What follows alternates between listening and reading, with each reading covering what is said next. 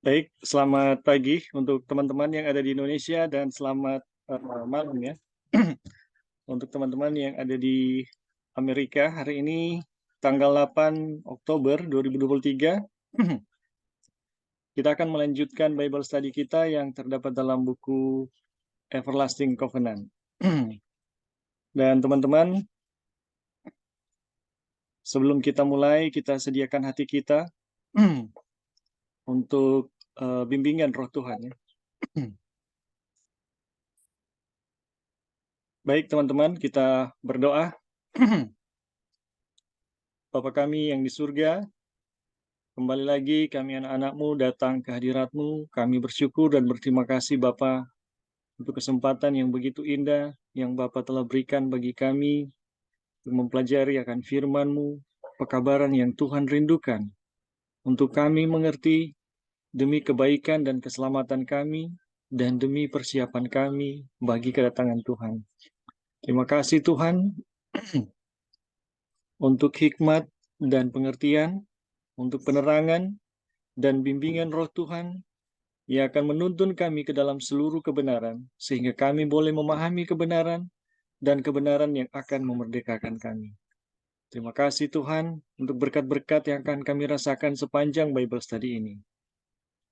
Berkati jaringan internet dimanapun kami berada Tuhan, supaya kami dapat mengikuti Zoom ini dengan baik dan diberkati.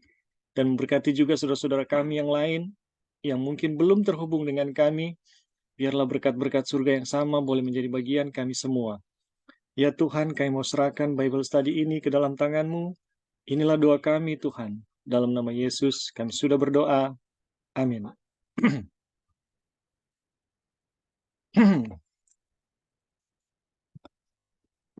Baik teman-teman, saat ini kita akan melanjutkan ya apa yang kita telah pelajari dari kemarin ya, dari kemarin pada kemarin dan kita sekarang sudah masuk pada subtopik ya, satu waktu yang sekarang ini ya. Namun sebelum kita akan melanjutkan, kita akan sedikit mengulangi ya apa yang kita pelajari yang kemarin. Jadi teman-teman, apa yang kita pelajari kemarin sebenarnya sangat sederhana ya, bahwa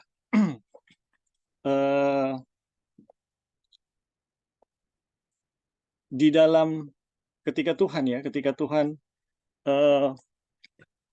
menjanjikan pemulihan ya, ketika Tuhan menjanjikan pemulihan atau Injil itu bersifat memulihkan. Nah, apa yang dipulihkan atau bagaimana pemulihan itu kita pelajari kemarin ya. Dari apa yang telah hilang, dari apa yang dimiliki oleh manusia. Nah, apa yang dimiliki oleh manusia? Yang dimiliki oleh manusia adalah kekuasaan dan kemuliaan waktu Tuhan menciptakan manusia di bumi ya. Waktu Tuhan menciptakan manusia pertama kali di bumi. Dan itu sungguh amat baik ya. Dan teman-teman,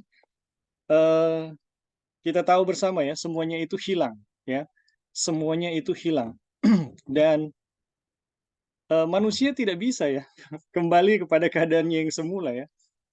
Dan apa yang Yesus buat ya di dalam penebusannya itu ternyata membalikan kembali semua yang hilang ya, semua yang hilang yang telah dimiliki oleh manusia. Jadi warisan yang dijanjikan melalui Injil yang diberitakan kepada manusia itu menjanjikan bagaimana manusia bisa mendapatkan kembali apa yang hilang dari apa yang telah Tuhan berikan atau apa yang mereka miliki ya, atau manusia miliki waktu penciptaan pertama kali. Jadi teman-teman, ini harus dipahami ya, bahwa pekerjaan Injil itu membalikan apa yang hilang dari apa yang Tuhan telah berikan kepada manusia saat pertama kali manusia itu diciptakan. Kenapa? Karena ini penting sekali ya. Karena dari sini kita akan melihat arah dari Injil itu kemana gitu. Kalau kita tidak memahami bahwa eee, pekerjaan Injil atau pekerjaan dari penebusan itu memulihkan manusia dari apa yang telah hilang ya, ya kita bisa saja ya seperti kebanyakan aliran-aliran Injil ya, yang penting kita tahu bahwa Tuhan itu pengasih dan penyayang umatnya ya. Sekalipun hidup di dalam dosa ya, dan tetap terus melakukan, dosa-dosa ya yang disadari. Ya kami tahu bahwa Tuhan penyayang umatnya. Dan tidak ada satupun, tanda-tanda bahwa itu menunjukkan pemulihan ya, malahan semakin, merosot dan semakin merosot ya. Jadi teman-teman, ketika kita memahami bahwa pekerjaan Injil jadi teman-teman ketika kita memahami bahwa pekerjaan Injil adalah pekerjaan mengembalikan apa yang telah hilang, kita tahu sejauh mana ya Injil itu akan bekerja dan sejauh mana kekuatan yang dimiliki oleh Injil itu untuk membalikan manusia pada apa yang telah hilang pada pada kali pertama ketika manusia itu diciptakan. Dan teman-teman, bagaimana manusia bisa mendapatkan apa yang hilang? Itu hanyalah melalui penebusan, ya. Tidak ada cara lain di mana manusia bisa mendapatkan apapun yang telah dimiliki manusia pada saat penciptaan pertama kali. Tidak ada, ya, tidak ada cara lain. Hanya di dalam Kristus yang telah mati untuk manusia, ya, itu manusia bisa mendapatkan kembali apa yang hilang. Dan ketika Kristus ya menebus manusia, disitulah setiap manusia yang telah hilang itu mendapatkan kesempatan kembali untuk memiliki semua yang hilang yang Tuhan telah berikan atau yang Tuhan telah ciptakan pada waktu manusia pertama kali diciptakan. Jadi teman-teman, tidak ada cara lain ya, hanya melalui penebusan ya yang Yesus buat, dia yang menanggung kutuk kita ya, yang membuat kita yang terkutuk itu bisa dikembalikan pada keadaannya yang semula. Dan eh, bagaimana bagaimana kita kita kembali pada keadaan kita yang semula ketika kita mengalami penebusan, Roh Kudus adalah, seperti yang kita udah pelajari ya kemarin, seperti uang panjar, teman-teman. Ya, kalau kita mau beli barang ya, misalnya mobil atau rumah, ada uang muka, misalnya 10 juta. Itu meyakinkan penjual bahwa, barang yang dijual itu betul-betul akan dibeli oleh pembeli. Jadi teman-teman, Roh Kudus ini adalah semacam uang muka atau jaminan bahwa semua penebusan yang dijanjikan oleh Tuhan itu pasti akan diberikan. Jadi kalau Tuhan memberikan Roh Kudus kepada manusia, ya, yang merupakan representasi dari Yesus, itu memastikan semua yang dijanjikan Tuhan itu pasti dimiliki oleh manusia. Jadi teman-teman, ketika kita memiliki Roh Kudus ya,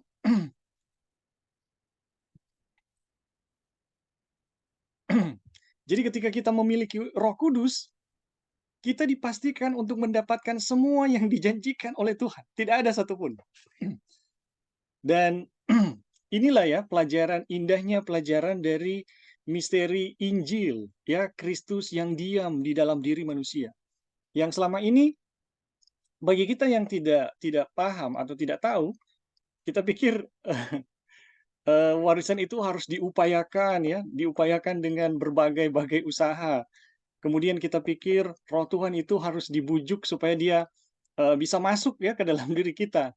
Tetapi teman-teman, misteri Injil itu menyingkirkan semua itu ya, di mana kita mendapatkan satu kesukaan bahwa kita bisa memiliki Roh Tuhan itu di dalam satu kepastian, berdiamnya Kristus di dalam diri manusia ya.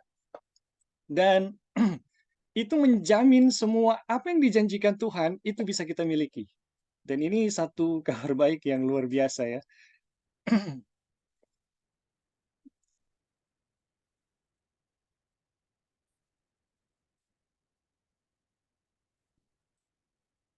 Ya, dan kemarin kita sampai di sini ya.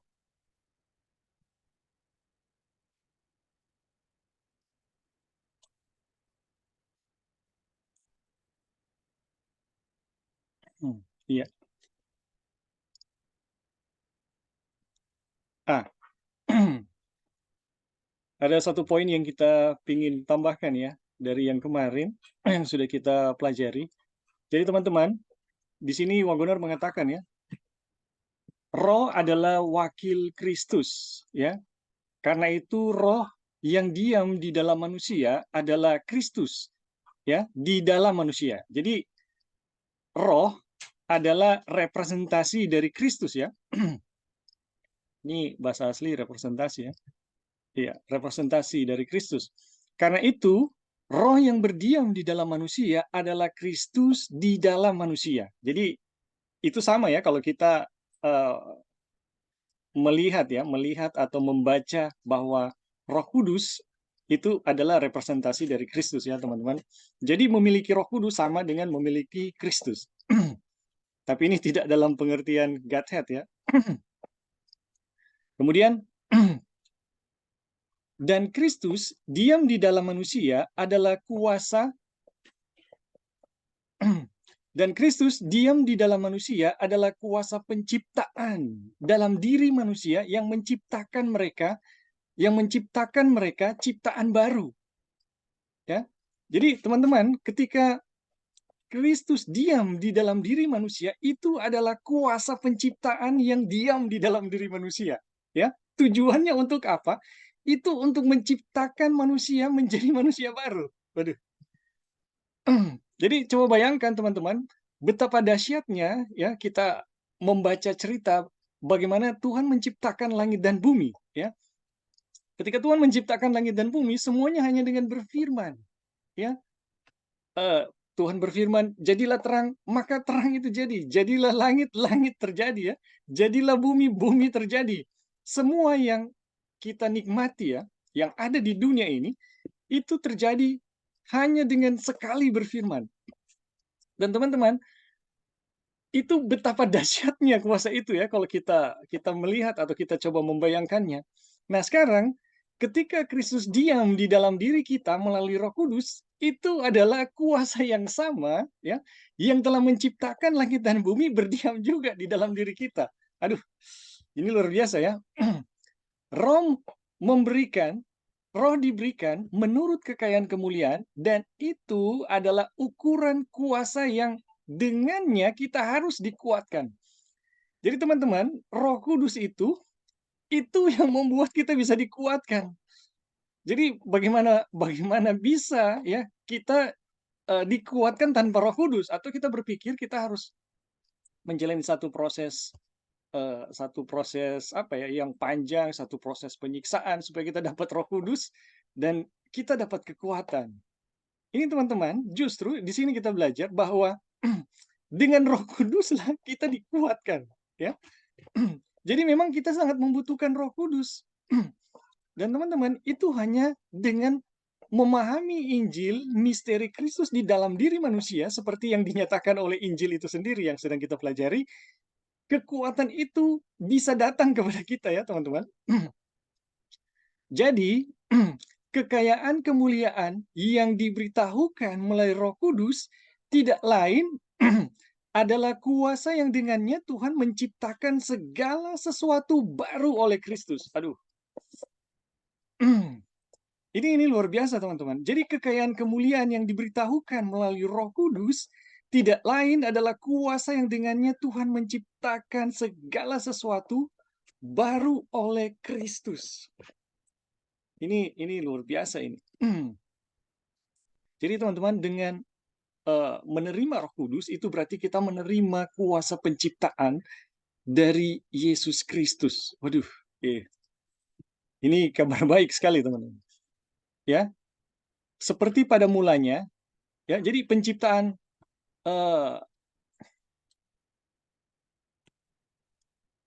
jadi tidak lain adalah kuasa, ya, kuasa yang dengannya Tuhan menciptakan segala sesuatu baru oleh Kristus seperti pada mulanya, yang dengannya Ia menciptakan manusia baru, sehingga dia bisa dilayakkan untuk warisan yang mulia itu.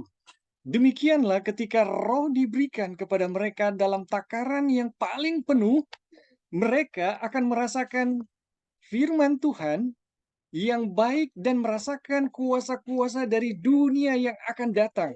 Aduh, ini luar biasa ya. Jadi dengan jadi demikianlah ketika roh diberikan kepada mereka dalam takaran yang penuh, mereka merasakan firman Tuhan yang baik dan merasakan kuasa-kuasa dari dunia yang akan datang. Jadi teman-teman, ini mudah-mudahan bisa dipahami ya. Jadi bagaimana kita mengalami kuasa Tuhan ya sepenuhnya sebenarnya adalah dengan menyadari kenyataan hadirnya Kristus yang diam di dalam diri kita sebagai pencipta segala sesuatu yang bisa menciptakan manusia itu ya menjadi ciptaan yang baru atau yang bisa menciptakan segala sesuatu menjadi baru. Aduh, ini mudah-mudahan teman-teman bisa renungkan ya. Karena kita sedang pelajari mengenai kuasa dari hujan akhir ya. Bagaimana kita sangat membutuhkan hujan akhir sebagai kuasa untuk pemberitaan Injil ya. Jadi demikianlah ketika roh diberikan kepada mereka dalam takaran yang paling penuh, mereka merasakan firman Tuhan yang baik ya dan merasakan kuasa-kuasa dari dunia yang akan datang. Aduh, ini luar biasa. Jadi kira-kira seperti itu ya teman-teman apa yang kita pelajari pada kemarin ya kemarin. Nah yang tadi yang barusan itu sedikit tambahan ya dari apa yang kita pelajari kemarin. Atau mungkin ada Brother Lauri yang mau menambahkan dari yang kita pelajari kemarin.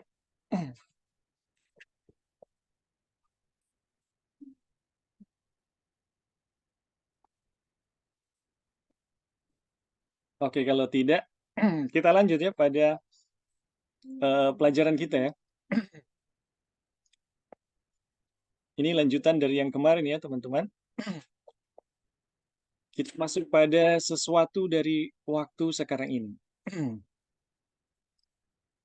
Jadi Injil tidak secara eksklusif membahas janji-janji. Jadi Injil tidak secara eksklusif membahas janji-janji untuk masa depan, ya. Injil membahas masa sekarang dan bersifat pribadi. Bagaimana itu ya? Itu adalah kuasa Tuhan yang menyelamatkan setiap orang percaya atau orang yang mempercayai hal itu. Ini bagaimana ya? Ini bagaimana? Jadi Injil secara eksklusif membahas janji-janji untuk masa depan. Jadi Injil tidak secara eksklusif membahas janji-janji untuk masa depan. Artinya tidak hanya apa ya, iming-iming doang gitu. Tidak hanya mengiming-imingkan. Tetapi Injil bersifat masa sekarang dan bersifat pribadi saat ini. Jadi teman-teman kalau kita paham mengenai diberikannya Roh Kudus atau Kristus ya kepada kita secara pribadi yang diam ya di dalam diri kita, maka kita akan paham ya. Kita akan paham apa yang dikatakan oleh Wagonor ini. Jadi ketika kita menerima Roh Kristus itu bukan nanti, teman-teman. Itu adalah saat ini. Bahkan sebelum kita menyadari ya kehadiran Kristus, Kristus telah diberikan kepada kita ya untuk menolong kita.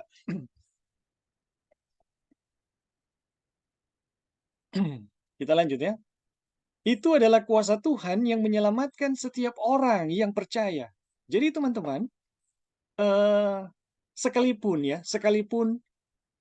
Injil itu bersifat janji-janji untuk masa depan, tetapi Injil juga memastikan bahwa apa yang dijanjikan masa depan itu kita telah mendapatkannya sekarang melalui hadirnya pribadi Kristus atau Roh Kudus yang diam di dalam diri kita. Sementara kita percaya bahwa kita memiliki kuasa, dan kuasa itu adalah kuasa yang dengannya dunia yang akan datang akan disiapkan untuk kita. Jadi teman-teman, bagaimana kita memastikan bahwa kita memiliki dunia yang akan datang ya? itu adalah kepastiannya adalah dengan dimilikinya kuasa Tuhan saat ini. Ya, saat ini melalui hadirnya Roh Kudus yang diam di dalam diri kita. Jadi ketika Roh Kudus atau Kristus memanifestasikan kuasanya di dalam diri kita, sebenarnya itu adalah satu kepastian kita memiliki apa yang dijanjikan oleh Tuhan dari dunia yang akan datang. Oleh karena itu, dalam mempelajari janji warisan, kita benar-benar mempelajari kuasa Injil untuk menyelamatkan kita. Jadi teman-teman, ini poin penting ya.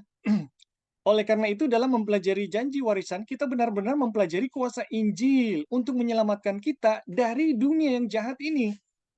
Teman-teman, ada banyak orang saat ini ya, saya kenal beberapa ya, ketika mempelajari tentang Injil, tentang kasih karunia, tentang pembenaran oleh iman, itu menjadi anti bicara tentang kerajaan surga.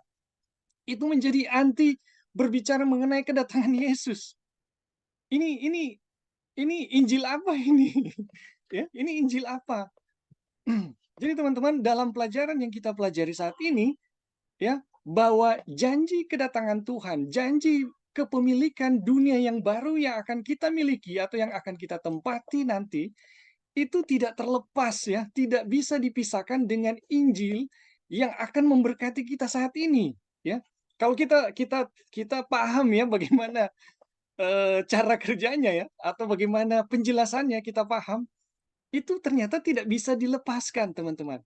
Bagaimana kita memiliki manfaat kasih karunia, bagaimana kita memiliki manfaat kasih karunia saat ini, itu tidak bisa dilepaskan atau dipisahkan dengan janji warisan kedatangan Tuhan ataupun janji kepemilikan dari umat-umat tebusan mengenai dunia yang diperbarui yang akan kita miliki saat ini.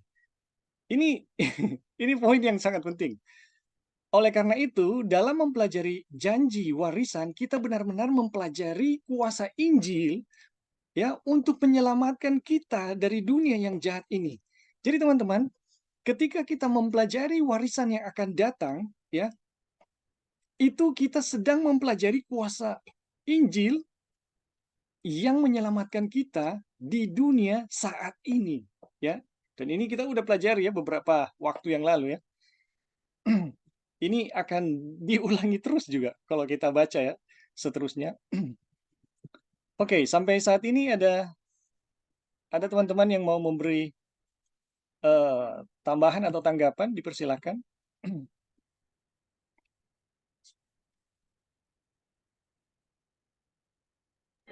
Halo Bing, bisa dengar? Ya, silakan Joy. Oke, terima kasih atas kesempatan. Jadi sebenarnya kalau kita mau bicara ya, sebelum berbicara mengenai Roh Kudus, saya kita harus berbicara Roh Kudus dalam konsep seperti ini gitu. Roh Kudus itu di kita, kalau kita membiarkan Roh Kudus bekerja di kita itu apa, dan kuasanya itu bagaimana untuk menyelamatkan kita. Seperti itu ya, bukan untuk memperdebat atau mempermasalahkan dia itu Pribadi. apa, siapa Iya. bentuknya, bagaimana, napasnya, atau itu istilahnya sebenarnya kita manusia nggak bisa mengerti Tuhan itu pencipta, terus kita hasil ciptaan mau mendefinisikan roh, mau mendefinisikan pencipta itu kan, aduh gimana ya gitu. Tapi sebenarnya kalau kita melihat di dalam pekabaran malaikat ketiga, mereka nggak pusing dengan atau memperdebatkan secara fisik atau apa itu roh, tapi bagaimana pekerjaan Roh Kudus itu gitu loh. Dan kalau kita memiliki Roh Kudus, apa yang kita miliki? Jadi kuasanya itu yang dibesarkan dan peranan Roh Kudus di kita itu yang harus kita ketahui untuk keselamatan kita. Itu yang saya lihat ya, dan teman-teman juga bisa lihat dan baca bersama-sama. Jadi kalau kita lihat betapa kuasanya, betapa besar kuasanya, kuasa Roh Kudus di dalam kita, dan bagaimana kalau kita memiliki Roh Kudus, itu akan membuat kita untuk sangat merindukan akan kehadiran Roh Kudus gitu loh. Yang mana, tanpa ada Roh Kudus kita nggak bisa bikin apa-apa. Saya akan tetap menjadi manusia lama terus. Tidak ada kuasa penciptaan di dalam diri saya. Seperti itu. Dan waktu kita mendapatkan Roh Kudus, kita tahu betapa dahsyat dan kuatnya kuasa Roh Kudus itu bekerja dalam diri kita. Nah, itu poin pertama. Dan poin kedua, kita lihat bagaimana Roh Kudus bekerja ya, yang Tuhan Yesus gitu menciptakan dunia ini, yang tadi Edwin bilang. Dia berbicara langsung terjadi ya, ini langsung gitu. Jadi tidak memakan waktu beberapa saat terus, misalnya dia bilang jadilah matahari, terus matahari muncul 3 tahun kemudian atau 1 minggu atau something like that. Jadi kalau kita bandingkan, ada tulisan kalau nggak salah Wagner atau Jones ada di buku Lesson on Faith atau Lesson on Faith, atau apa satu yang bukunya mengenai faith itu, di situ berbicara mengenai ateis. No, bukan ateis. Apalagi Bing yang orang nggak percaya penciptaan. Agnostik. Evolusi ya. Evolusi ya. Evolusi gitu. Nah, sometimes dia bilang kita tuh nggak percaya teori evolusi, ya kan? Karena teori evolusi itu proses waktu yang lama dari sesuatu yang kecil akan menjadi sesuatu yang besar, sesuatu akan menjadi lebih baik, akan ada prosesnya lah seperti itu.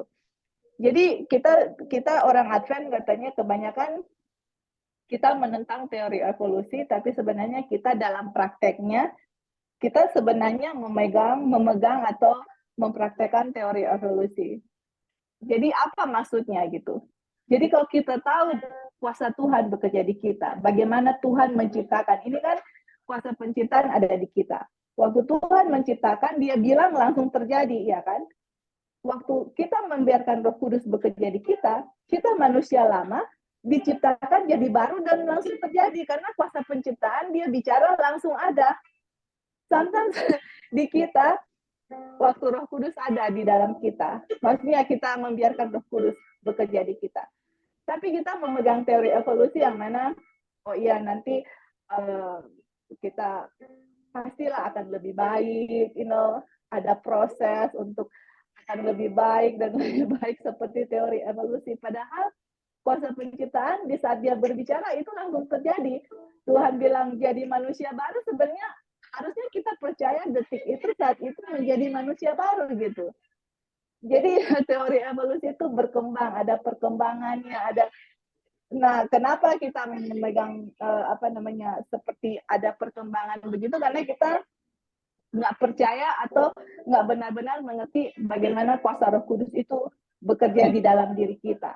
Seperti itu. Jadi dia bilang orang Advent itu menentang teori evolusi, tetapi di dalam kehidupan kita mempraktekkan evolusi itu sendiri. Injil itu sebagai satu evolusi, ada perkembangan untuk yang lebih baik seperti itu. Tapi dalam pelajaran ini teman-teman, kalau kita melihat ya kuasa Roh Kudus itu sangat dahsyat dan bagaimana penciptaan itu terjadi, sebenarnya untuk menjadikan manusia baru itu tidak perlu bertahun-tahun atau misalnya akhir tahun ya kita perlu komitmen tahun baru kita bisa lebih baik.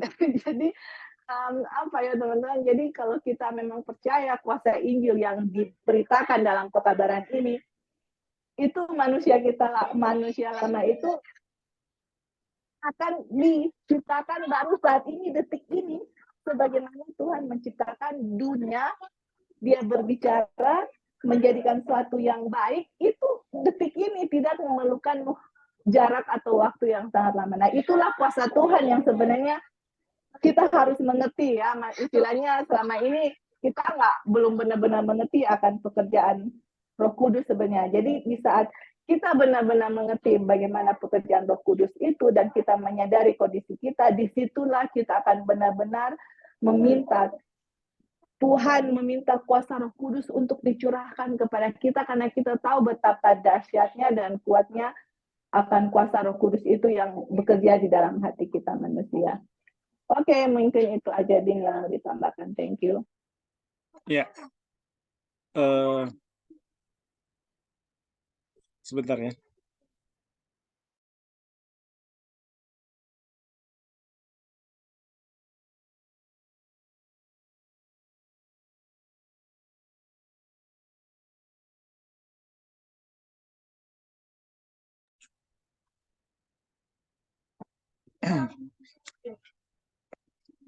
Ya, jadi terima kasih Sister Joy untuk tambahannya. Jadi betul sekali ya teman-teman. Untuk yang pertama tadi ya, poin yang pertama, kadang kita mungkin karena terbawa dari pengkondisian metodologi ilmiah ya, di mana untuk memahami sesuatu kita harus bedah materi yang kita mau pahami. Misalnya katak ya, apa sih yang ada di dalam katak, kita belah dulu, kita lihat organ-organnya ya, kita lihat jaringan-jaringannya, dan seterusnya dan seterusnya. Dan kita pikir untuk memahami Tuhan kita bisa menggunakan metodologi yang sama ya, kita utak-atik Tuhan itu seperti apa gitu dalam persepsi yang demikian ya. Dan teman-teman itu sama sekali tidak akan membawa kita kepada memahami Tuhan ya. Dan itu nggak berguna.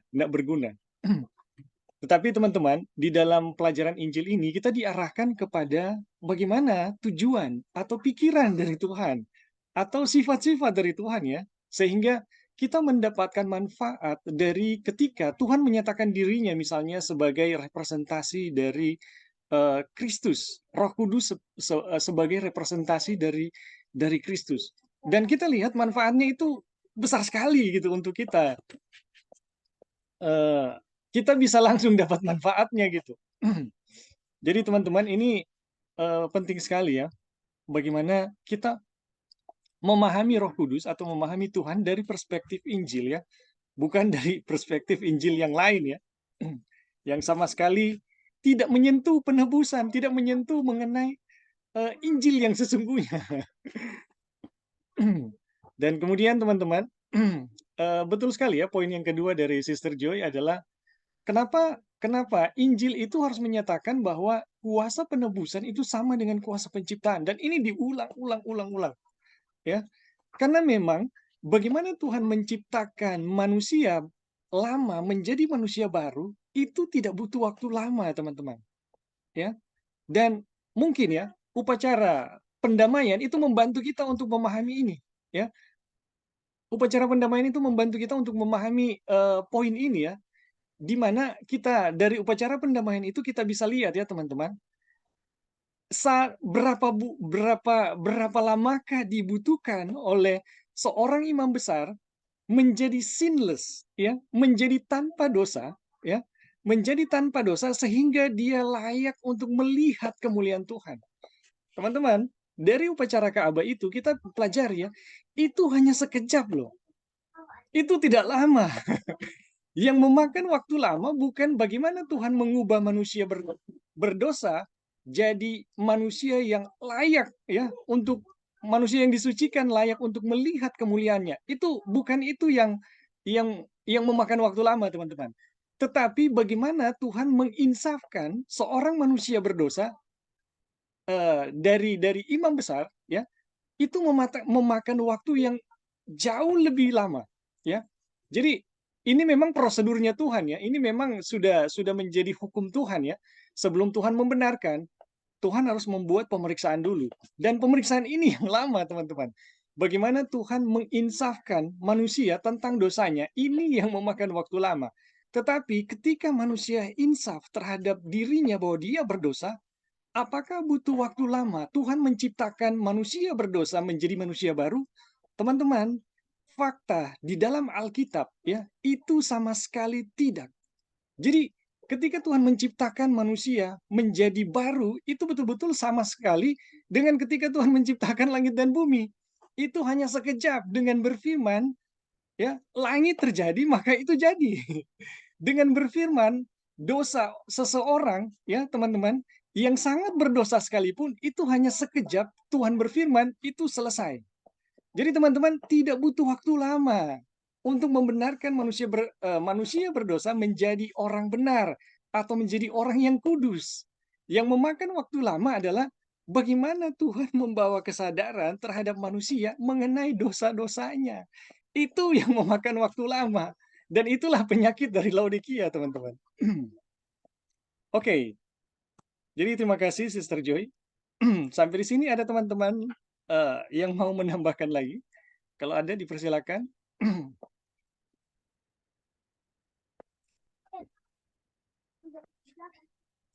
Oke, kalau sudah tidak ada kita lanjut ya teman-teman. siapa ahli waris, ya? Siapa ahli waris? Dan jika kamu adalah milik Kristus, ya, ini jawabannya. Jadi pertanyaannya adalah siapa ahli waris? Jawabannya adalah dan jika kamu adalah milik Kristus. Nah, ini penting sih ya. Nah, milik Kristus itu siapa ya? Atau bagaimana? Maka kamu adalah keturunan Abraham. Jadi milik Kristus dan keturunan Abraham itu sama, ya teman-teman. Dan keturunan Abraham pasti adalah yang menjadi milik Kristus, ya. Dan jika kamu adalah milik Kristus, maka kamu adalah keturunan Abraham dan ahli waris sesuai dengan janji itu. Apa yang menjadi ahli waris kita jika kita adalah keturunan Abraham?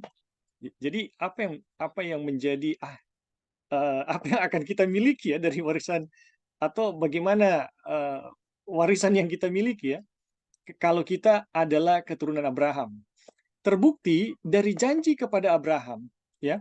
Tetapi jika kita adalah milik Kristus, jadi sekali lagi ya teman-teman, ini jika kita adalah milik Kristus, kita pasti udah masuk dalam keturunan yang dijanjikan Tuhan kepada Abraham, ya, kepada kamu dan keturunannya, ya. Jadi jika jika kita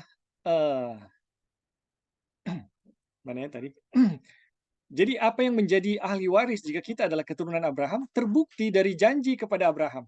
Tetapi jika kita adalah milik Kristus, maka kita adalah ahli waris bersama dengan Dia. Karena mereka adalah milik Kristus yang memiliki roh, ya.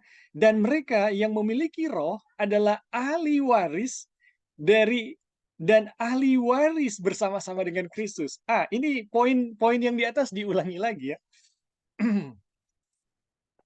Jadi teman-teman, apa sih maksudnya bahwa kita ini adalah keturunan Abraham dan kita adalah milik Kristus ya? Ternyata ini ya. Tetapi jika kita adalah milik Kristus, maka kita adalah ahli waris bersama Dia, karena mereka adalah milik Kristus yang memiliki roh. Dan mereka yang memiliki roh adalah ahli waris Tuhan dan ahli waris bersama-sama dengan Kristus. Jadi teman-teman, ini luar biasa ya. Bagaimana kita bisa masuk menjadi bagian dari keturunan Abraham? Bagaimana kita bisa memastikan bahwa kita adalah milik Kristus? Aduh, ini sebenarnya sangat sederhana ya. Dengan menyadari bahwa Kristus itu diam di dalam diri kita yang direpresentasikan oleh Roh Kudus. Dan bagaimana Kristus yang diam di dalam diri kita itu adalah pencipta segala sesuatu, itu adalah kuasa penciptaan yang telah dinyatakan gitu kepada semesta alam ini. Ini luar biasa, teman-teman. Jadi, menjadi ahli waris bersama dengan Kristus berarti menjadi ahli waris Abraham. Jadi, ini diulangi ya oleh Wagoner ya. Jadi, menjadi ahli waris bersama dengan Kristus itu berarti menjadi ahli waris Abraham. Jadi apapun yang dijanjikan kepada Abraham, setiap orang yang menjadi ahli waris bersama-sama dengan Kristus, itu pasti akan memiliki semua yang dijanjikan kepada Abraham. Pewaris sesuai dengan janji. Janji apa? Janji kepada Abraham tentunya. Dan apa janji itu? Untuk mendapat jawabannya, ya, ini kita baca ya. Sebab janji bahwa ia akan menjadikan pewaris dunia, ya. Ia akan menjadi pewaris dunia kepada Abraham atau kepada keturunannya bukan melalui hukum Taurat tetapi melalui kebenaran oleh iman. Jadi apa yang dijanjikan ya? Pewaris sesuai dengan janji, janji apa? Janji kepada Abraham tentu saja. Dan apa janji itu?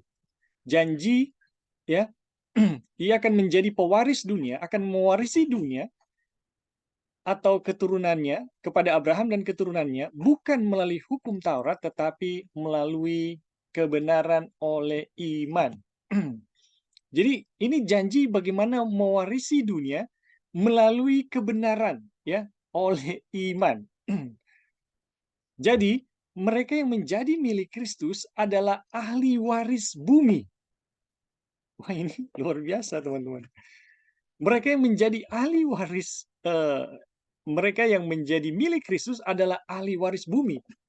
Jadi, ketika kita menjadi milik Kristus, ya, apa yang dijanjikan kepada Abraham mengenai langit yang baru dan bumi yang baru, itu menjadi hak kita, teman-teman. Kita telah mempelajari hal ini dalam banyak ayat ya. Kita udah dari kemarin-kemarin ya. Tetapi sekarang kita melihatnya secara pasti hubungannya dengan janjinya kepada Abraham. Kita juga belajar bahwa warisan itu akan dianugerahkan pada kedatangan Tuhan.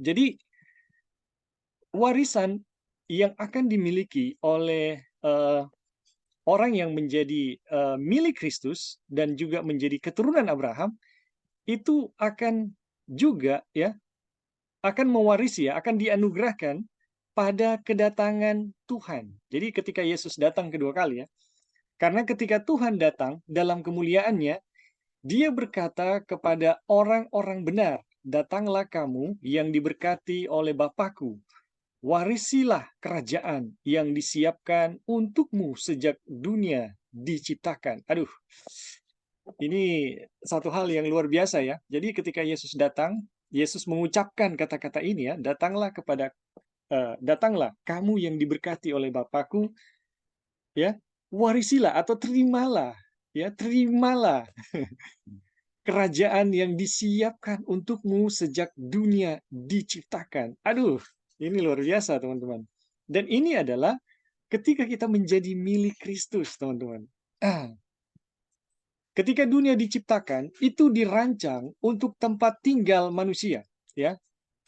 Ketika dunia diciptakan, itu dirancang untuk tempat tinggal manusia dan diberikan kepadanya, tetapi kekuasaan itu hilang.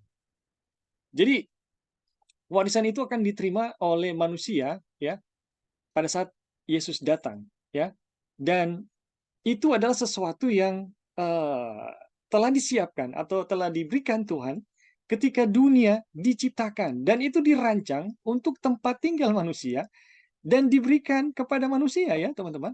Tetapi kekuasaan itu hilang. Benar, manusia sekarang hidup di bumi, tetapi mereka tidak menikmati warisan yang Tuhan ya pada awalnya memberikannya kepada manusia. Yesus saja tidak dapat ya. Yesus saja tidak miliki, Abraham pun belum ya. Itu adalah kepemilikan ciptaan sempurna oleh makhluk yang sempurna. Jadi teman-teman, warisan yang dijanjikan kepada Abraham adalah satu warisan mengenai kepemilikan ciptaan sempurna oleh makhluk yang sempurna. Aduh, ini luar biasa ya teman-teman. Jadi eh, ini adalah satu bagian ya, satu keseluruhan dari apa yang eh, dijanjikan oleh Tuhan ya teman-teman.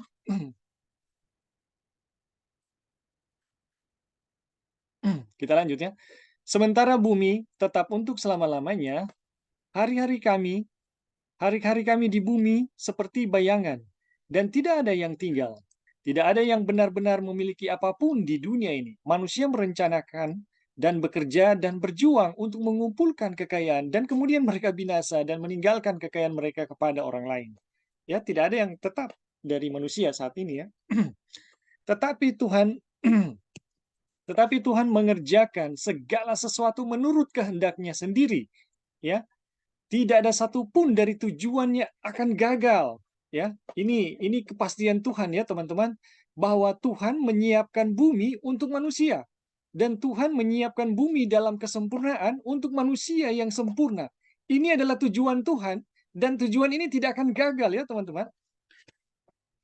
Ini harus secara pribadi kita aminkan. Ya. Tuhan telah bertujuan memberikan bumi yang sempurna, ya, itu untuk saya yang nanti diciptakan sempurna, ya. Jadi teman-teman ambillah ya, renungan untuk merenungkan sendiri mengenai tujuan Tuhan untuk masing-masing kita. Dan tujuan Tuhan adalah memberikan langit yang baru dan bumi yang baru yang sempurna untuk kita yang akan diciptakan sempurna. Aduh, ini ambillah waktu masing-masing ya teman-teman untuk renungkan tujuan Tuhan untuk kita. Dan tujuan Tuhan tidak akan gagal, ya. Dan segera setelah manusia berdosa dan kehilangan warisannya, pemulihan dijanjikan melalui Kristus. Ya. Jadi teman-teman, sekalipun manusia berdosa, jatuh dalam dosa dan kehilangan warisan, pemulihan dijanjikan melalui Kristus. Dalam kata-kata ini, aku akan mengadakan permusuhan antara engkau dan perempuan itu, antara benihmu dan keturunannya. Itu akan meremukkan kepalamu dan engkau akan meremukkan tumitnya. Ya, Kejadian 3 ayat 15.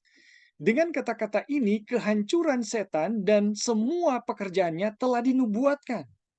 Jadi teman-teman, ketika kita membaca mengenai nubuatan, ya, di dalam Kejadian 3 ayat 15, Tuhan pastikan, ya, kuasa setan itu dihancurkan. Dan tidak ada yang bisa mengubah firman Tuhan, ya teman-teman. Dan semua pekerjaannya itu juga akan dihancurkan. Aduh, ini strong sekali ya kalau mau direnungkan, ini kuat sekali. Ini betul-betul apa ya? Injil teman-teman. Jadi dengan kata-kata ini atau bagaimana benih ya keturunannya akan meremukkan kepalanya ya, dengan kata-kata ini kehancuran setan dan semua pekerjaannya telah dinubuatkan. Keselamatan besar pada mulanya ya diucapkan oleh Tuhan pertama kali ya. Jadi itu adalah keselamatan besar pada mulanya diucapkan oleh Tuhan pertama kali. Jadi teman-teman, eh, ini adalah kata-kata Tuhan yang pertama kali yang merupakan keselamatan besar bagi manusia. Tapi sekalipun itu diucapkan dulu ya, pertama kali, hampir 6.000 tahun yang lalu, teman-teman ketika merenungkan kata-kata ini dalam penjelasan Waggoner, ini rasanya, aduh, strong sekali, kuat sekali. Jadi teman-teman, jadi kuasa pertama, bahkan kerajaan dan kekuasaan dan kebesaran, kerajaan di bawah seluruh surga akan diberikan kepada orang-orang kudus dari yang maha tinggi, yang kerajaannya adalah kerajaan yang kekal. Itu akan menjadi milik yang nyata karena itu akan abadi.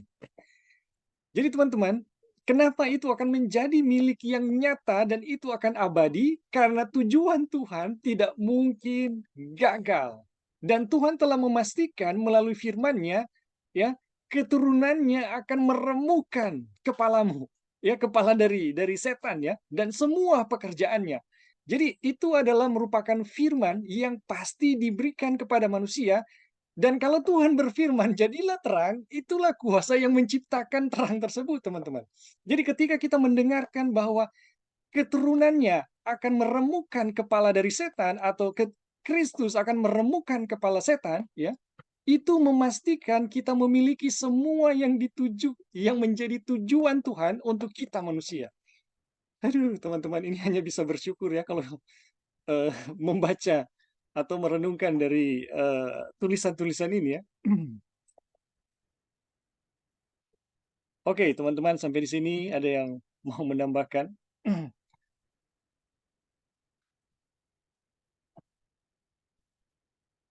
Ini mengenai siapa ahli waris ya. Oke, silakan, Joy. Oke, ya, thank you, Bing. Apa yang ditulis Wagner itu sudah buat kita itu udah sangat jelas sekali ya. Memang benar-benar dalam pelajaran ini saya sendiri banyak hal yang kita belum mengerti gitu ya. Tapi puji Tuhan, Tuhan memberikan pekabaran ini kepada kita, yang mana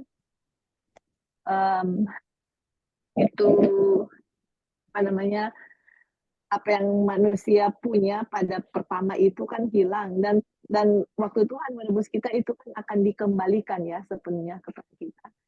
Dan bagaimana cara Tuhan mengembalikan? Nah, ini yang kita lagi belajar, yaitu di Roma 4 ayat 13, Itu kan Roma 4 ayat 13.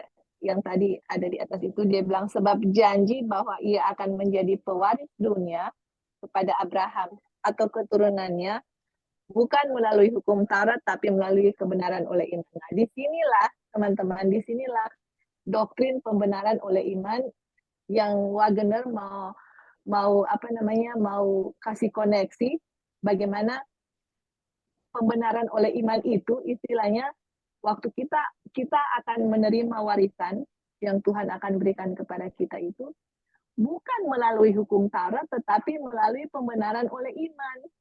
Jadi waktu kita mempelajari pembenaran oleh iman pekabaran malaikat ketiga, di situ berisi bahwa di dalam pembenaran oleh iman itu di mana Tuhan yang akan karena pembenaran itu kan itu pemberian ya teman-teman, bukan hasil usaha kita. Bukan usaha-usaha kita untuk menurut hukum Taurat, makanya dibilang ini warisan ini akan diperoleh bukan dengan hukum Taurat, tapi pembenaran oleh iman. Nah, disinilah janji yang diberikan kepada kita bahwa waktu kita memiliki warisan itu atau dunia itu akan dikembalikan, bukan dengan usaha-usaha manusia, teman-teman. Itu semua karena Tuhan punya promise, Tuhan punya covenant. Waktu kita memperoleh warisan itu nanti akan kita miliki, itu kita memiliki itu, kenapa kita dibenarkan? Karena Roh Kudus yang akan melakukan di dalam kita, bukan dari usaha-usaha kita dengan penerusan akan hukum Taurat. Makanya nanti di sini kita akan belajar nanti yang kita sudah pelajari di buku Glad Tidings, kabar kesukaan, tapi akan lebih detail bagaimana Wagner membedakan antara di Bukit Sinai, apa yang Tuhan sebenarnya mau berikan kepada mereka. Sebenarnya kalau kita mengerti dari bab 1 ya, teman-teman, yang kita lagi pelajari, itu bab-bab selanjutnya itu akan menjadi gampang untuk kita bisa mengerti, karena waktu Tuhan bikin promise atau covenant, karena promise dengan covenant itu sama, dua-dua itu perjanjian. Nah, inilah janjinya bahwa kita akan memiliki warisan atau kita akan dikembalikan kepada kita punya kepemilikan sebelum kita jatuh. Nah, sekarang bagaimana itu kita akan miliki? Ya ini oleh pembenaran oleh iman, bukan dengan hukum Taurat. Tapi apakah hukum Taurat itu disingkirkan? Tidak. Hukum Taurat itu ada pada tempatnya. Tetapi Ellen White bilang ya, yang sama dia punya konsep dengan Wagner, yang tadi dia tulis. Pemilikan apa itu yang sempurna tadi itu, Bing? Mana ini ya?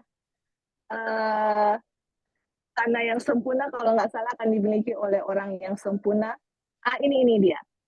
Itu adalah kepemilikan ciptaan sempurna oleh makhluk yang sempurna. Jadi waktu Tuhan menciptakan itu kan sempurna adanya. Tapi itu akan dimiliki oleh makhluk yang sempurna.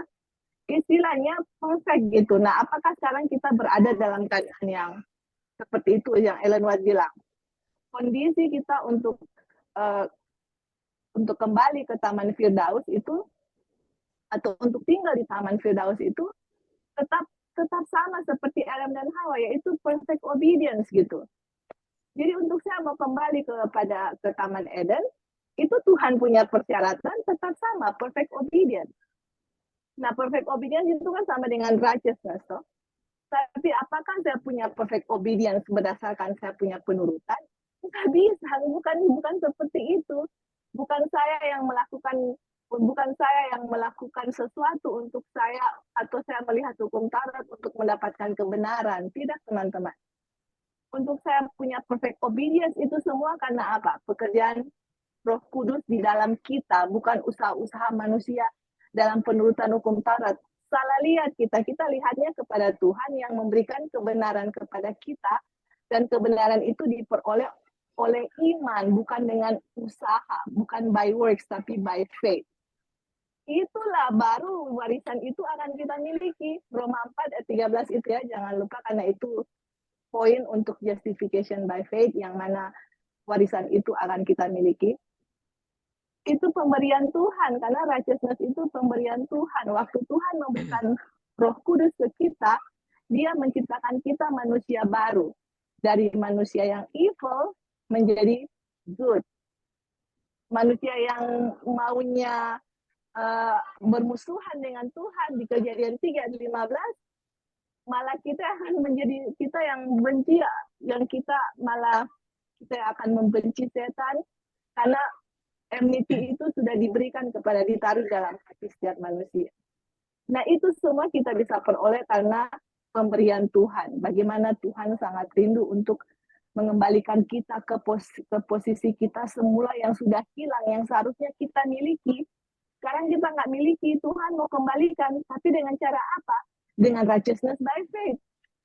Seperti itu, teman-teman. Jadi cerita seterusnya yang akan kita pelajari dari buku ini, bagaimana Tuhan punya pekerjaan untuk menyelamatkan manusia hanya dengan iman. Kebenaran yang Tuhan berikan dengan iman, baik dari cerita Abraham, cerita bangsa Israel, semua itu dengan iman, bukan dengan usaha manusia. Setiap kali manusia mau berusaha, setiap kali ada perjanjian yang Tuhan mau bicarakan kepada bangsa Israel, terus bangsa Israel bilang, kami yang akan melakukannya. Nah, disitulah letak kesalahan bangsa Israel dulu dan kesalahan bangsa Israel kita saat ini, di mana kita yang mau melakukannya. Padahal kalau Tuhan bikin covenant atau promise, dia sendiri yang akan melakukannya gitu. Bukan saya yang melakukannya karena saya tidak bisa. Nah, disitulah letak justification by faith yang akan kita pelajari dalam buku ini, dan dia punya inti dari semuanya itu adalah bagaimana Tuhan Yesus ditinggikan dan bagaimana kuasa itu akan kita lihat di kayu salib juga ya teman-teman. Jadi itulah keindahan dari pelajaran ini, dan setelah membaca dan mempelajari pelajaran ini, aduh sangat luar biasa ya, kita bisa mulai mengerti akan Alkitab, akan perjanjian Tuhan, akan Tuhan itu sendiri dari Kejadian sampai Wahyu. Injil ini yang diulang-ulang terus. Kalau kita mengerti akan Injil ini dengan sebenarnya, teman-teman, saya jamin kita akan mengerti buku dari Kejadian sampai Wahyu, karena Alkitab itu sendiri berisi Injil itu sendiri. Oke, thank you, Bing. Ya. Terima kasih Joy untuk tambahannya ya. Jadi teman-teman lebih jelas ya teman-teman. Oke, ada teman-teman yang lain yang mau menambahkan, dipersilakan.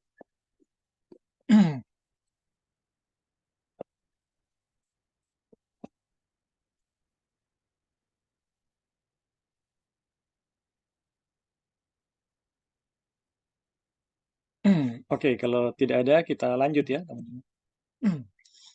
Kita masuk pada janji kedatangannya. Semua ini akan disempurnakan pada saat kedatangan Tuhan dalam kemuliaan. Jadi ini mengenai bagaimana kita memiliki warisan ya teman-teman. Semua ini akan disempurnakan pada saat kedatangan Tuhan dalam kemuliaan. Yang harus diterima ya, yang harus diterima surga sampai waktu pemulihan segala sesuatu ya yang telah difirmankan Tuhan melalui mulut semua nabinya yang kudus sejak dunia dijadikan. Jadi semua ini ya mengenai kuasa kita menerima warisan, kuasa setan dan pekerjaannya dihancurkan ya, dan bagaimana itu semua nyata ya, nyata melalui firman-Nya. Itu akan menjadi kenyataan karena firman ya, karena firman Tuhan yang dahsyat dan berkuasa. Dan ini disempurnakan teman-teman, semua ini disempurnakan pada saat kedatangan Tuhan dalam kemuliaan. Yang harus diterima surga sampai waktu pemulihan segala sesuatu yang telah difirmankan Tuhan melalui mulut semua nabinya yang kudus sejak dunia dijadikan. Jadi kedatangan Tuhan ini telah difirmankan ya oleh semua nabinya yang kudus sejak dunia dijadikan. Jadi ini sejak Adam ya, janji kedatangan Tuhan itu telah diberikan. Jadi firman tentang datangnya keturunan yang akan meremukan ya, menghancurkan pekerjaan dan setan ya. Ini adalah sesuatu yang telah dinubuatkan berulang-ulang ya selama hampir 6.000 ribuan tahun ya. Wah, iya bahkan hampir 6.000 tahun ya umat-umat Tuhan yang juga setelah rasul-rasul semuanya berbicara ya, berbicara sama ya. Kebangkitan Advent juga itu berbicara sama ya, teman-teman. Itu menyerukan tentang kedatangan Tuhan ya. Karena itu kedatangan Tuhan untuk memulihkan segala sesuatu telah menjadi harapan besar yang diberikan kepada gereja sejak kejatuhan. Aduh. Jadi kedatangan Tuhan, teman-teman, ini adalah satu bagian yang integral ya, tidak bisa dipisahkan dari Injil yang kekal ya. Karena memang firman Tuhan mengenai diremukannya kuasa setan dan setan itu sendiri itu mencakup bagaimana penaklukan dosa ya di dalam diri kita dan di seluruh isi bumi ini. Waduh, ini luar biasa ya.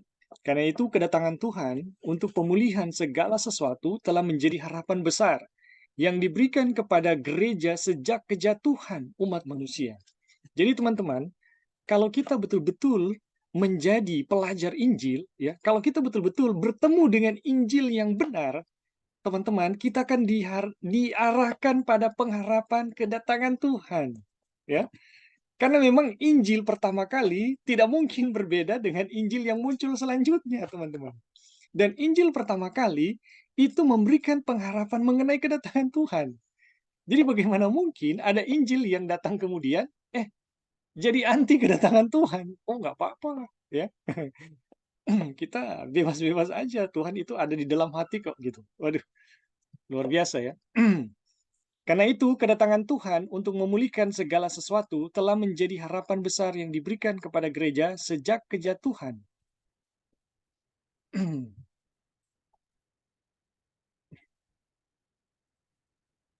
Jadi sekali lagi ya, karena itu kedatangan Tuhan untuk memulihkan segala sesuatu telah menjadi harapan besar yang diberikan kepada gereja sejak kejatuhan manusia.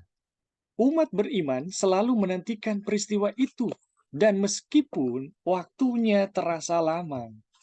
Jadi teman-teman, umat beriman yang namanya mempercayai Tuhan, ya, yang namanya mempercayai Injil yang benar, ya, selalu menantikan peristiwa itu. Jadi kalau Injil yang benar, teman-teman, tidak mungkin membawa kita untuk tidak mempercayai kedatangan Tuhan, atau atau akan membawa ya pemikiran seperti hamba yang jahat. Ya, dia melakukan kejahatan karena dia berasumsi Tuhannya tidak akan datang-datang. Aduh, ini satu kesalahan besar ya, teman-teman. Jadi, umat yang beriman selalu menantikan peristiwa itu, yaitu kedatangan Tuhan ya. Dan meskipun waktunya terasa lama, dan sebagian besar orang meragukan janji itu, ya, memang janji kedatangan Tuhan ini, teman-teman, sudah terasa lama ya. Dan sering kita dengar ya, dulu waktu masih kanak-kanak, saya sudah dengar khotbah mengenai kedatangan Tuhan. Sekarang saya sudah punya anak dan cucu, saya masih mendengar bahwa Tuhan itu akan datang segera. Aduh, apakah masih relevan nggak ya? Dan banyak orang menjadi ragu ya, karena logika-logika di mana mereka membatasi firman Tuhan ya. Bukannya berpegang pada kekuatan dan kuasa ya, dan manfaat dari firman Tuhan yang menjanjikan kedatangan Tuhan, mereka justru meragukannya ya, jadi skeptis dengan firman Tuhan. Ya. Dan meskipun waktunya terasa lama dan sebagian besar orang meragukan janji itu pasti seperti firman Tuhan, ya.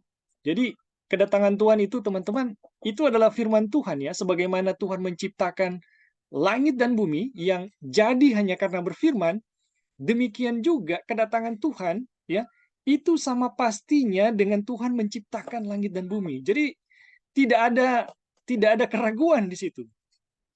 Jadi janji itu merupakan keraguan, janji itu yang merupakan keraguan orang-orang yang tidak percaya serta kepastian pemenuhan janji itu dinyatakan dengan jelas dalam bagian kitab suci berikut ini.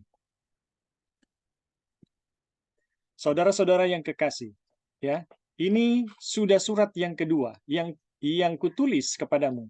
Di dalam kedua surat itu, aku berusaha menghidupkan pengertian, ya, yang murni oleh peringatan-peringatan supaya kamu mengingat akan pekerjaan yang dahulu telah diucapkan oleh nabi-nabi kudus dan mengingat akan perintah Tuhan dan juru selamat yang telah disampaikan oleh rasul-rasulmu kepada kamu. Yang terutama harus kamu ketahui ialah bahwa hari-hari zaman akhir akan tampil pengejek-pengejek dengan ejek-ejekannya, yaitu orang-orang yang hidup menuruti hawa nafsu, ya, hawa nafsunya. Kata mereka, di manakah janji tentang kedatangannya? Sebab sejak sejak bapak-bapak leluhur kita meninggal, segala sesuatu tetap seperti semula pada waktu dunia diciptakan. Jadi teman-teman, ini adalah mengenai bagaimana Tuhan mengatakan ya tentang janji kedatangan Tuhan itu di hari-hari terakhir akan muncul pengejek-pengejek mengenai orang-orang yang meragukan tentang kedatangan Tuhan ya, teman-teman. Jadi kalau ada orang-orang yang muncul yang kemudian mengejek mengenai janji kedatangan Tuhan, ini sedang menggenapi firman Tuhan ya, teman-teman. Mereka sengaja tidak mau tahu bahwa oleh firman Allah, langit telah ada sejak dahulu, dan juga bumi yang berasal dari air dan oleh air, ya. Dan bahwa oleh air itu bumi yang dahulu telah binasa dimusnahkan oleh air bah, ya. Jadi teman-teman, ini pengejek-pengejek menyangkal tentang penciptaan dan penghancuran bumi oleh air bah.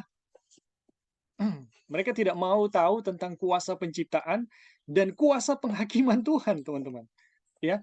Dan orang-orang ini yang meragukan Tuhan dengan kuasa penciptaan dan penghakimannya pasti akan tidak mau tahu tentang kedatangannya yang kedua kali.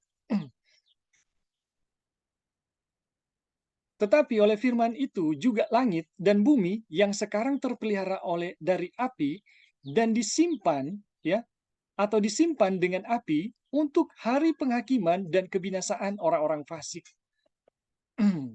Jadi oleh firman itu juga langit dan bumi diciptakan sekarang terpelihara ya. Jadi firman Tuhan yang memelihara langit dan bumi ya dari api dan disimpan ya dengan api untuk hari penghakiman dan kebinasaan orang-orang fasik. Akan tetapi saudara-saudaraku yang kekasih, yang satu ini tidak boleh kamu lupakan, ya, yaitu bahwa di hadapan Tuhan satu hari sama dengan 1000 tahun dan 1000 tahun sama dengan satu hari. Jadi 1000 tahun untuk kita itu cuma satu hari buat Tuhan ya teman-teman. Dan Tuhan itu sendiri ada, tidak terukur oleh waktu ya.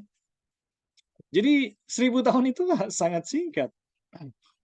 Sekalipun ada orang-orang yang menganggapnya sebagai kelalaian, tetapi ia sabar terhadap kamu. Karena ia menghendaki supaya jangan ada yang binasa, melainkan supaya semua orang berbalik dan bertobat. Aduh, teman-teman. Jadi, kalau Tuhan menunda kedatangannya, itu bukan karena firman-Nya gagal, ya, tetapi karena Dia mau supaya semua orang berbalik dan bertobat. Bukan firman-Nya yang gagal tuh. Ya, bukan karena firman-Nya yang gagal, tetapi Dia mau supaya tidak ada yang binasa, teman-teman. Tetapi pada hari Tuhan akan tiba seperti pencuri. Jadi, kedatangan Tuhan itu, teman-teman, akan datang seperti pencuri.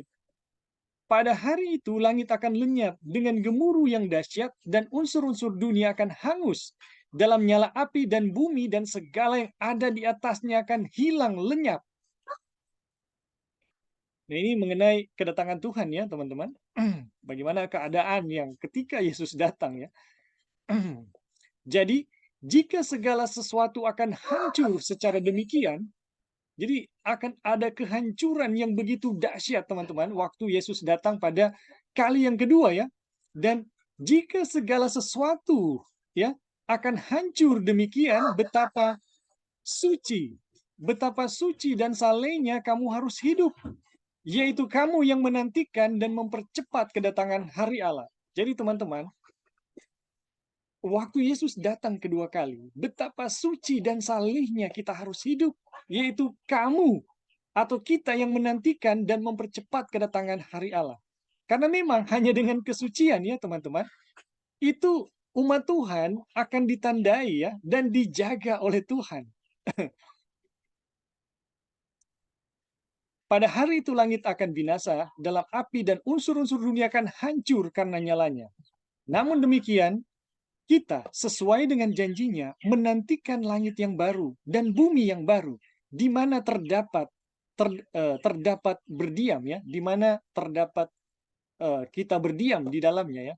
Jadi teman-teman, firman yang sama ya, yang menjanjikan kedatangan Tuhan adalah firman yang sama yang berkuasa menghancurkan dosa di dalam diri kita dan menghancurkan semua pekerjaan setan dan setan yang diam di dalam diri kita atau yang sering menguasai kita.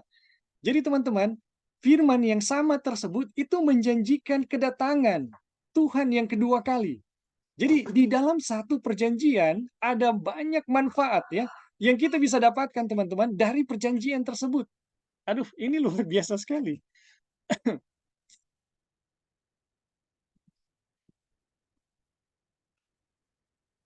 Dan teman-teman, kalau kalau mengenai kedatangan Tuhan ya, jadi sekali lagi teman-teman, ini jawaban Tuhan ya, kalau kedatangan Tuhan itu sepertinya ditunda, itu bukan Tuhan lalai atau Tuhan gagal di dalam firman-Nya. Satu-satunya mengapa terkesan begitu lambat ya. Oh, kenapa sudah dari dulu kok ini berita kedatangan Tuhan kita dengar-dengar gitu.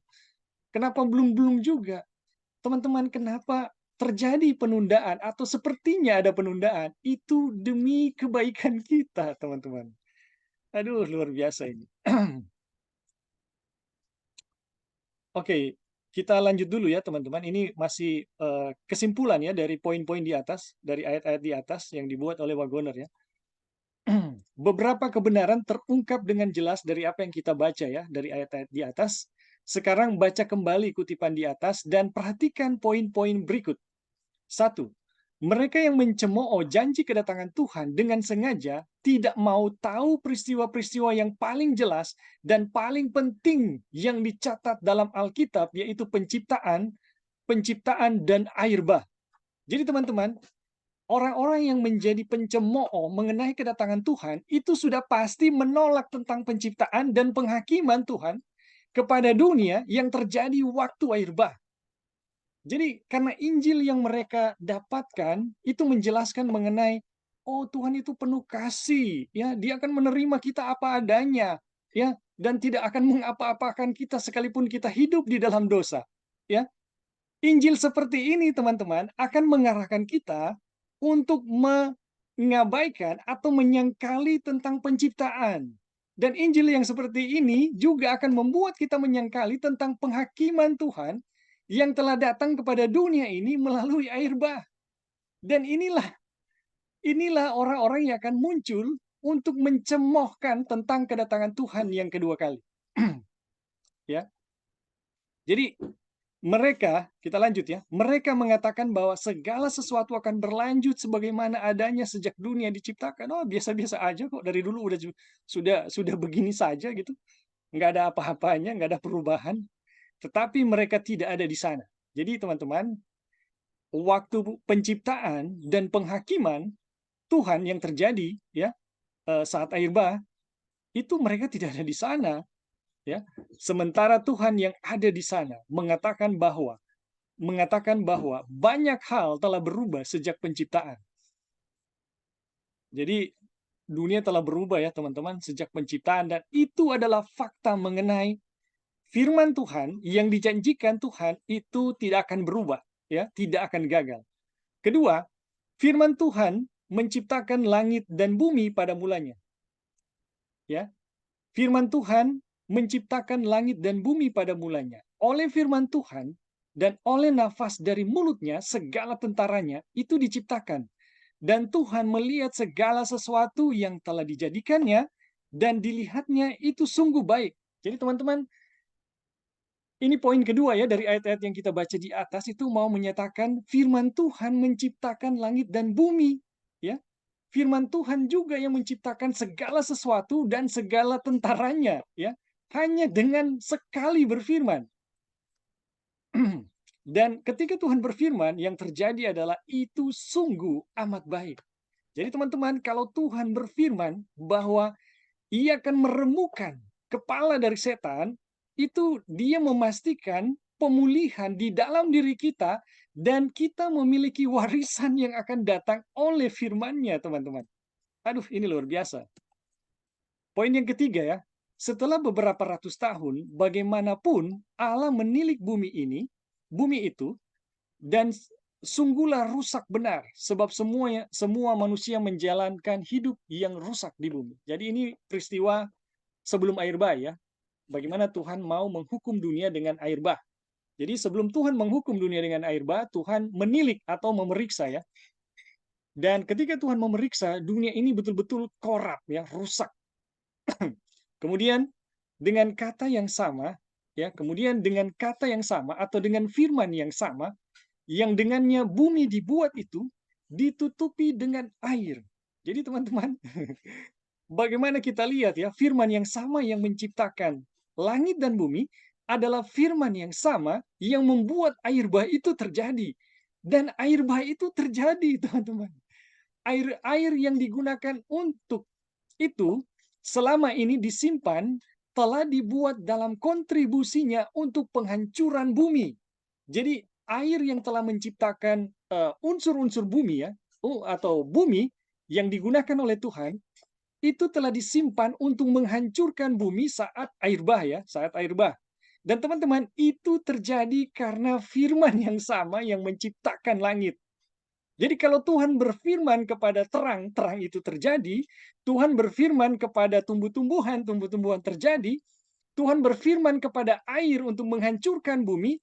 Kalau Tuhan berfirman bahwa Dia akan datang kembali, teman-teman, itu Tuhan pastikan tidak mungkin Dia gagal atau tidak mungkin kedatangan Tuhan itu hanya fiksi belaka.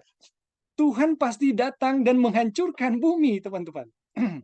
Oleh air bah, bumi dinasakan ya. Bumi yang dalam kondisinya saat ini hampir tidak ada kemiripan apapun dengan apa yang ada sebelum air bah.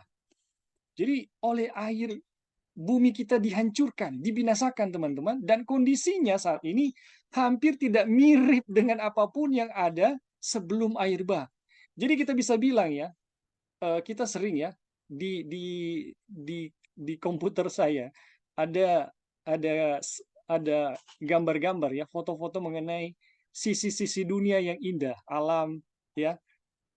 Tapi itu sangat buruk ternyata teman-teman jika dibandingkan dengan keadaan bumi sebelum dihancurkan dengan air bah. Jadi kalau kita lihat di foto, di film, atau di video, ada pemandangan-pemandangan yang indah, saat ini itu ternyata sangat buruk jika dibandingkan dengan apa yang telah Tuhan ciptakan ya. Jadi tidak bisa dibandingkan teman-teman. Jadi dengan firman yang sama yang dengannya bumi diciptakan dan dihancurkan, bumi yang sekarang ini dipelihara sampai saat kebinasaan orang-orang fasik, ketika itu akan diliputi oleh lautan api dan bukannya air bah. Jadi poin yang keempat adalah dengan firman yang sama yang dengannya bumi diciptakan dan dihancurkan, bumi yang sekarang ini dipelihara sampai saat kebinasaan orang-orang fasik. Ketika itu akan diliputi oleh lautan api dan bukannya air bah. Jadi teman-teman, firman yang sama yang menciptakan bumi, firman yang sama pula yang telah menghancurkan bumi ya dengan air bah, dan firman yang sama yang sekarang ini memelihara kita ya sampai saat kebinasaan orang-orang fasik. Jadi firman yang sama yang memastikan langit diciptakan, penghukuman terhadap orang fasik di zaman air bah itu terjadi, firman yang sama yang masih memelihara kita. Sampai kapan? Sampai kebinasaan orang-orang fasik, ya. Dan ketika itu terjadi, itu bukan lagi dengan air, tetapi dengan api. Dan sekarang poin yang kelima ya teman-teman. Namun demikian, kita menurut janjinya menantikan langit yang baru dan bumi yang baru, di mana tinggal kebenaran. Firman yang sama akan mengerjakan semuanya. Aduh, jadi teman-teman, pada kekuatan firman yang sama, ya kita memastikan untuk mendapatkan kepastian mengenai digenapinya langit yang baru dan bumi yang baru. Di dalam firman yang sama yang telah menciptakan langit dan bumi, yang telah menghukum dunia dengan air, yang telah memelihara sampai pada kebinasaan, memelihara bumi ini, sampai pada kebinasaan orang fasik, firman yang sama yang memastikan kita akan menerima langit yang baru dan bumi yang baru. Aduh, ini luar biasa teman-teman. Jadi dalam pelajaran kita saat ini ya, kita belajar mengenai kepastian perjanjian Tuhan, itu sama pastinya dengan ketika Tuhan berfirman kepada langit dan bumi yang diciptakan, ya. Jadi kalau Tuhan ketika berfirman terjadi, tidak mungkin tuh ketika Tuhan berfirman bahwa Dia akan datang kembali, itu tidak akan terjadi, teman-teman. Dan teman-teman, ketika Tuhan menjanjikan bahwa kita akan memiliki langit yang baru dan bumi yang baru, tidak mungkin itu akan gagal menjadi bagian kita, teman-teman. Jadi, perjanjian kekal yang Tuhan telah berikan pertama kali kepada Adam, ya, bahwa keturunannya akan meremukkan kepala dari ular atau dari setan, adalah satu firman yang pasti, teman-teman, yang dahsyat, yang sama dahsyatnya dengan penciptaan langit dan bumi. Sama pastinya dengan penghancuran ya dunia dengan air bah. Sama pastinya ya dengan pemeliharaan kita, ya pemeliharaan dunia ini sampai kebinasaan orang fasik. Dan firman yang sama yang memastikan kita memelihara, kita memiliki langit yang baru dan bumi yang baru. Aduh, ini luar biasa, teman-teman. Jadi, teman-teman, mungkin saat ini kita sampai di sini dulu. Tapi sebelum kita mengakhiri, ada teman-teman yang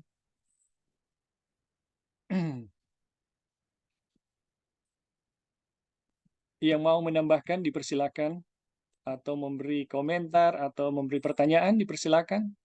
Ada saudara-saudara yang mau bertanya, silakan, atau mau menambahkan, dipersilakan. Sebelum kita mengakhiri pertemuan kita ya. Ya, halo Bing. Ya, silakan Joy. Oke. Jadi kita sudah belajar sebelumnya, warisan itu kan kita akan peroleh ya, yaitu tanah Firdaus atau Taman Eden. Tetapi Taman Eden itu akan diperoleh waktu Tuhan Yesus datang. Jadi janji, istilahnya janji Tuhan akan kasih kembalikan lagi tanah kepemilikan kita yang semula. Dan kemudian kepemilikan itu kita tidak bisa peroleh sampai sebelum kedatangan Tuhan Yesus.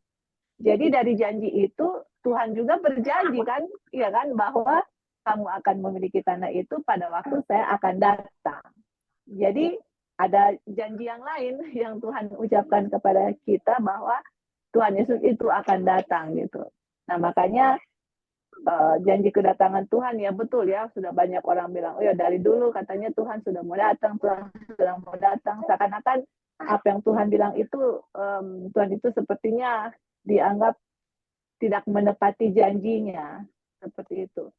Tapi ternyata kalau kita lihat bahwa kenapa kedatangan Tuhan tertunda, yaitu karena kita sendiri yang belum siap gitu loh. Kita sendiri belum benar-benar mengerti akan Injil itu yang akan menyelamatkan kita. Dan sebenarnya kalau kita lihat kembali ya, kalau kita lihat sejarah pergerakan Advent, bukankah Tuhan sebenarnya harusnya datang di tahun waktu pekabaran ini diberikan di tahun 1888? Kalau umat Tuhan terima, Tuhan itu akan datang gitu loh. Jadi permasalahannya siapa? Kita atau Tuhan? Apakah Tuhan yang, aduh saya suka sekali tunda-tunda. Tuhan sangat rindu sekali untuk datang. Tetapi karena pekabarannya ditolak, ditolak, ditolak, yang membuat umat-umat Tuhan bisa bersedia untuk kedatangan Tuhan. Bagaimana untuk masuk ke tanah perjanjian itu kan tadi melalui kebenaran ya, kebenaran oleh iman.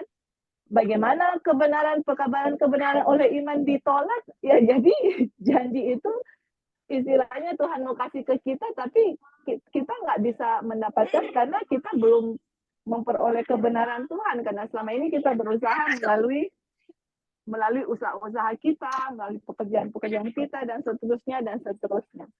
Tetapi di saat pekabaran oleh iman diberikan kepada kita dan umat-umat Tuhan itu menerima, janji itu kita akan miliki dan Tuhan itu akan datang.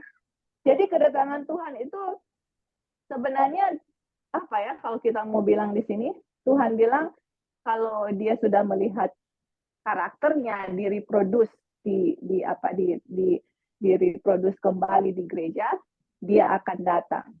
Seperti itu. Jadi waktu dia datang, warisan itu kita bisa miliki lagi.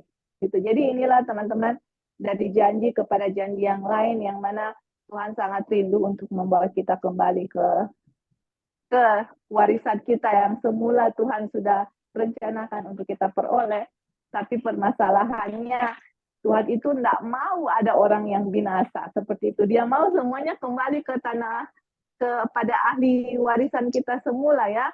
Nah, itulah alasan kenapa Tuhan sepertinya menunda-nunda dan menunda-nunda kedatangannya, karena dia mau untuk menyelamatkan satu saja orang yang mau diselamatkan, dia akan tunda dia punya kedatangan untuk keselamatan kita. Jadi teman-teman, waktu kita sudah mulai mempelajari kebenaran ini lagi, kebenaran oleh iman yang Tuhan rindu untuk berikan kepada kita sebagai persyaratan untuk memperoleh warisan kita itu, baiklah kita menerima akan pekabaran ini dan percaya akan semua janji-janji yang Tuhan berikan kepada kita dan menerimanya dengan iman dan membiarkan Tuhan yang bekerja di kita seperti itu.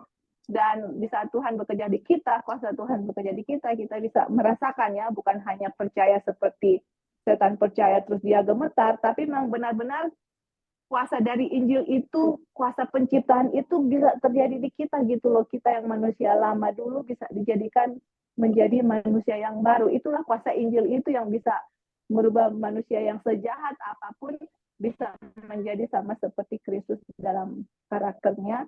Dan di saat Kristus melihat kuasa Injil itu, kita percaya dan benar-benar terjadi di dalam diri kita, menghasilkan buah dan menghasilkan karakter Kristus. Disitulah teman-teman, Tuhan akan menepati janjinya dan kita bisa dikembalikan lagi kepada ahli waris kita atau tanah yang atau Taman Eden yang Tuhan sudah siapkan, yang Tuhan sudah kasih kepada Adam dan Hawa dan kemudian hilang, kemudian nanti akan dikembalikan lagi kepada kita. Oke, Bing, mungkin itu. Ya, terima kasih Joy untuk tambahannya. Jadi teman-teman semakin jelas ya bahwa bagaimana sebenarnya Tuhan itu rindu sekali ya untuk bertemu dengan kita. Dan kerinduan Tuhan ini hanya bisa jadi kalau kita memenuhi ya apa yang menjadi prosedurnya Tuhan ya, bagaimana bertemu dengan Dia. Dan salah satu yang membuat manusia tidak layak adalah karena eh, manusia ragu dengan apa yang Tuhan telah firmankan, ya. Kenapa? Karena mereka menyangkali ya fakta-fakta mengenai apa yang Tuhan telah nyatakan ya, mengenai penciptaan dan mengenai penghakiman Tuhan. Nah, ketika kita menolak mengenai hal ini atau mengabaikan atau melupakan, maka teman-teman, kita akan kehilangan iman terhadap firman yang telah diberikannya, termasuk bagaimana janji kedatangannya, bahwa kedatangannya itu pasti. Jadi sebenarnya kalau kita meragukan kedatangan Tuhan, itu tanda-tandanya kita telah menyangkali Tuhan di dalam kuasa penciptaan maupun bahwa Dia adalah hakim yang akan menghakimi bumi. dan bisa membinasakan bumi ini. Jadi kalau kita memiliki iman terhadap firman ya, firman yang sangat berkuasa menciptakan langit dan bumi ya, firman yang telah menghancurkan bumi ini melalui air bah, kita akan punya keyakinan bahwa firman yang sama ia akan menciptakan kita kembali ya, menjadi manusia baru, melayakkan kita waktu kedatangan Tuhan yang kedua kali sehingga kita menjadi pemilik ya, pemilik yang sah dari warisan yang Tuhan telah janjikan ya, atau dikembalikannya hak milik kita yang telah hilang pada saat penciptaan pertama kali. Oke teman-teman, masih ada lagi yang mau menambahkan, dipersilakan sebelum kita menutup ya perjumpaan kita pada saat ini. Ya, halo Bing. Ya, Bisa silakan. dengar? Ya, silakan. Ya. Tadi Bing bilang kan dari masih kecil sudah dikabarkan bahwa Tuhan Yesus akan datang. Kayaknya ini pengalaman kita semua ya, dari dulu sudah dengar bahwa Tuhan Yesus akan datang, tapi sampai saat ini belum datang-datang. Bahkan kita sendiri sudah punya anak kecil, tapi hal itu sepertinya belum terjadi. Nah, makanya tadi seperti yang dibilang juga ya, Joy bilang, dan di kutipan Christ Object Lesson dibilang yang ketika karakter Kristus diproduksi dalam gerejanya di dunia ini, dan Tuhan akan datang untuk menjemput umatnya atau mengklaim umatnya ya. Jadi makanya pekabaran ini ya, tadi dibilang juga ya, waktu John dan Wagner membawakannya tahun 1888, sebenarnya berapa tahun lagi Tuhan sudah akan datang ketika pekabaran ini diberikan. Berarti pekabaran inilah yang membuat Tuhan datang ya. Makanya jadi memang sangat penting, makanya selama ini pikir bagaimana Tuhan bisa datang, ternyata dengan bagaimana dia bisa tinggal dalam diri manusia dan karakternya bisa diproduksi ya. Itu makanya ini dari pelajaran awal selalu dibilang misteri Injil, bagaimana Tuhan dinyatakan dalam daging. Yaitu kalau Tuhan dinyatakan dalam daging, berarti karakternya akan tampak terlihat ya di kita, atau akan kelihatan dalam diri umat atau diri gerejanya.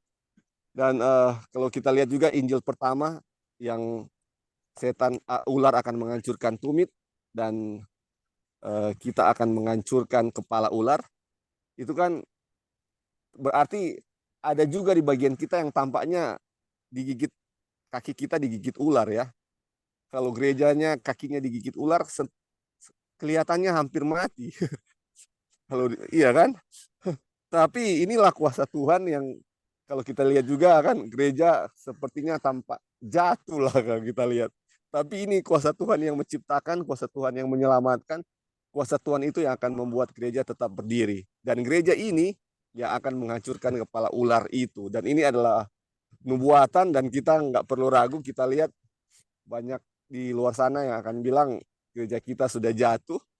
Berarti kita meragukan kuasa penciptaan Tuhan yang begitu besar, kuasa penyelamatan Tuhan yang begitu besar. Jadi ini meyakinkan kita untuk ini ya, bahwa itu tidak akan gagal. Injil pertama, nubuatan Tuhan tidak akan pernah gagal. Tuhan masih bersama dengan gerejanya, dan gereja ini akan menghancurkan kepala ular, dan gereja inilah yang akan memanifestasikan karakter Kristus sehingga dia akan segera akan menjemput umatnya. Ya, mungkin itu aja, Bing. Thank you. Ya, baik, terima kasih Brother Lauri untuk tambahannya.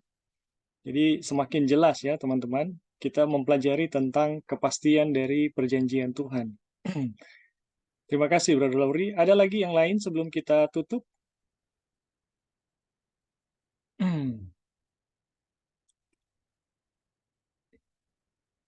Oke, kalau sudah tidak ada, terima kasih teman-teman untuk kehadiran